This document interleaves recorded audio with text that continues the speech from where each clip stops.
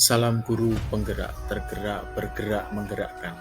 Tugas koneksi antar materi modul 2.3 tentang coaching untuk supervisi akademik.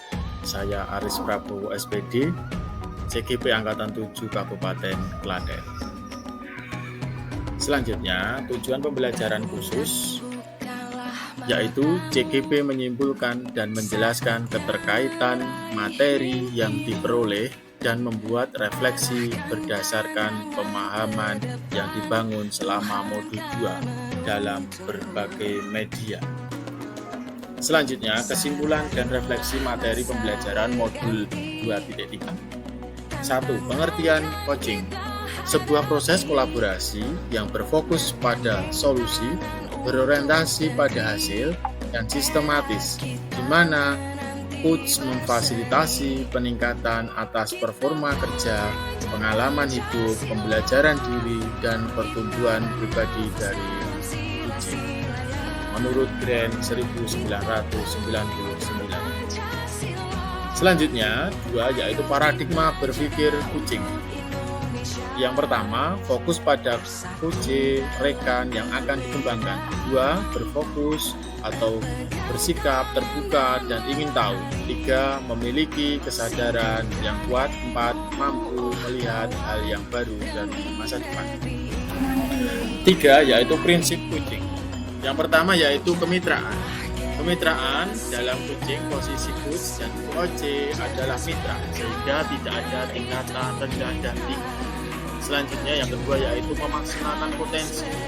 Untuk memaksimalkan potensi dan memberdayakan teman sejawat, percakapan harus diakhiri dengan suatu rencana tindak lanjut yang diputuskan oleh rekan yang dikembangkan. Yang ketiga yaitu proses kreatif. Proses ini dilakukan oleh dua arah dengan memicu proses berpikir coach, memetakan dan menggali situasi coach untuk menghasilkan ide-ide baru. Selanjutnya yang keempat yaitu coaching dalam konsep pendidikan. Sistem Among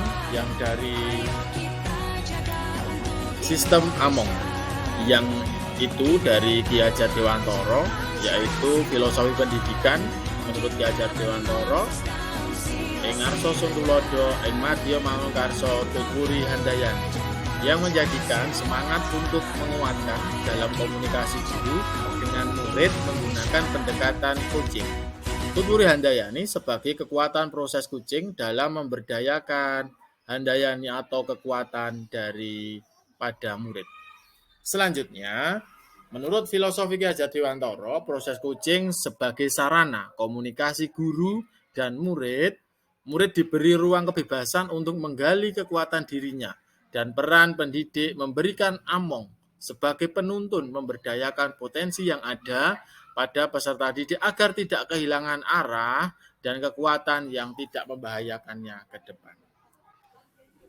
Selanjutnya yaitu yang kelima, kompetensi inti coaching. Ada 3, yang pertama yaitu kehadiran penuh, yang kedua mendengarkan aktif, dan yang ketiga mengajukan pertanyaan yang berbobot. Kehadiran penuh adalah kemampuan untuk bisa hadir secara utuh bagi coach sehingga badan, pikiran, dan perasaan itu berjalan dengan selaras saat melakukan percakapan coaching. Yang kedua yaitu mendengarkan aktif. Seorang coach akan lebih banyak mendengarkan dari coach dan lebih sedikit bicara serta fokus pada. Yang ketiga yaitu mengajukan pertanyaan yang berbobot. Pertanyaan yang diajukan dapat menggugah orang untuk berpikir, menstimulus pikiran coach menggunakan hal baru dan mengungkapkan.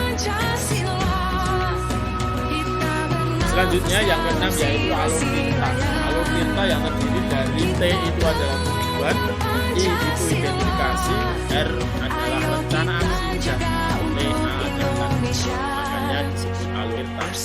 Selanjutnya yang ketujuh yaitu supervisi akademik dengan paradigma berpikir coaching. Yang pertama, supervisi akademik harus dimaknai secara positif sebagai kegiatan yang berkelanjutan yang meningkatkan kompetensi guru sebagai pemimpin pembelajaran dalam menyampaikan tujuan pembelajaran, yakni berpihak pada murid. Yang selanjutnya, beberapa prinsip-prinsip supervisi dengan paradigma berpikir coaching meliputi kemitraan, konstruktif, terencana, refleksif, objektif, berkesinambungan, dan komprehensif. Selanjutnya yaitu siklus pada supervisi klinis terdiri dari 3 tahap, yaitu pra-observasi, observasi, dan pasca observasi. Selanjutnya pemikiran reflektif terkait pemikiran belajar.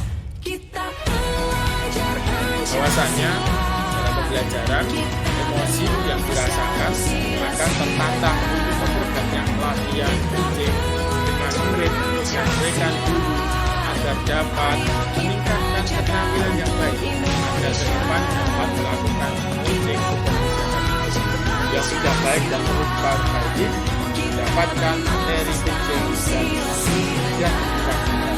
Selanjutnya kompetensi menjadi coach yang baik dan memberikan pertanyaan. Implikasi terhadap kompetensi diri, menambah dan mengoptimalkan kemampuan diri sebagai seorang pendidik dan juga sebagai seorang penuntun yang dapat menjadi seorang coach bagi lingkungan di sekitar. Selanjutnya, analisis untuk implementasi dalam konteks calon guru penggerak. Bagaimana penerapan coaching pada supervisi akademik?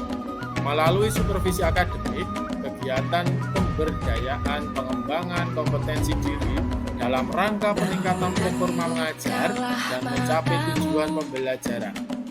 Coaching dibutuhkan sebagai peningkatan motivasi atau komitmen oleh seorang guru sehingga kualitas pembelajaran meningkat seiring bertambahnya motivasi kerja para guru.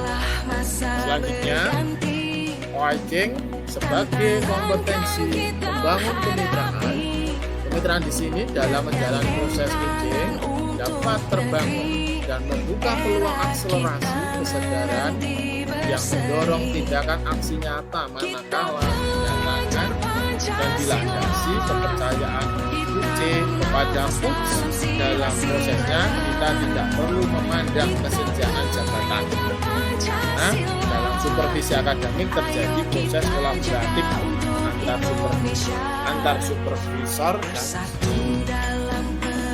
selanjutnya, apa tantangan implementasi coaching di sekolah?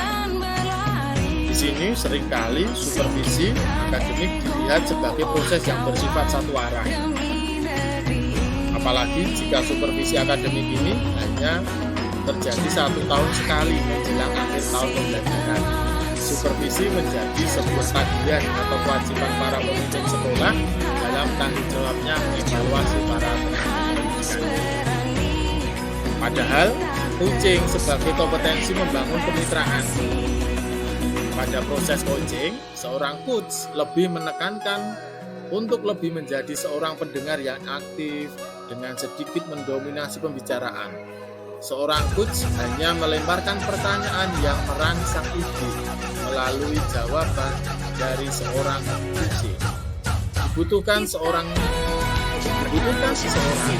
berketerampilan berkomunikasi yang lebih untuk melakukan coaching, sebab dalam coaching lebih menemukan komitmen untuk menyelesaikan suatu masalah yang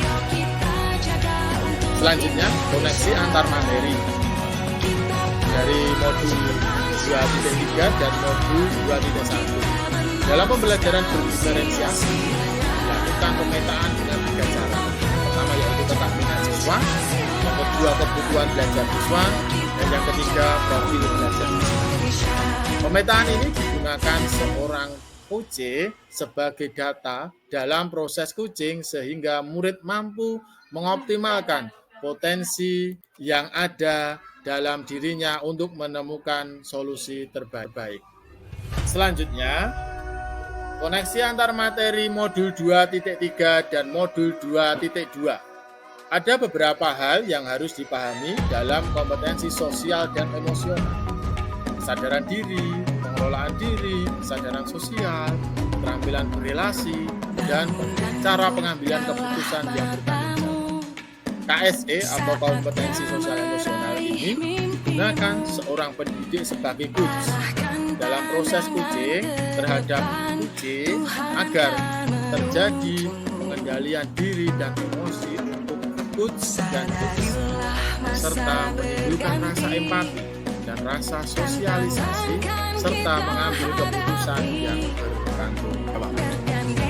Selanjutnya, peran sebagai coach di sekolah dan keterkaitannya dengan materi sebelumnya di paket modul 2, yaitu pembelajaran berdiferensiasi dan pembelajaran sosial emosional. Di dalam kompetensi coaching dan alur Tirta sebagai alur percakapan coaching mewajibkan kita sebagai coach untuk dapat menghadirkan diri secara penuh, salah satunya dengan kegiatan STOP atau STOP dan mindful listening yang telah dipelajari di modul 2 itu, yaitu pembelajaran sosial emosional. Salah satu prinsip coaching adalah memaksimalkan dan menggali potensi teman rekan sejawat. Perlu diakhiri dengan rencana tidak lanjut yang diputuskan oleh diri sendiri dan dikembangkan yang paling besar kemungkinan keberhasilan, karena potensi coaching merupakan keterampilan sosial emosional yang diperlukan. Selanjutnya mungkin untuk dari koneksi antar materi modul 2.3 sudah selesai. Terima kasih. Salam guru penggerak, bergerak, menggerakkan. Saya Arif Prabowo dari CGP Angkatan 7 Kabupaten Klaten. Terima kasih. Assalamualaikum warahmatullahi wabarakatuh.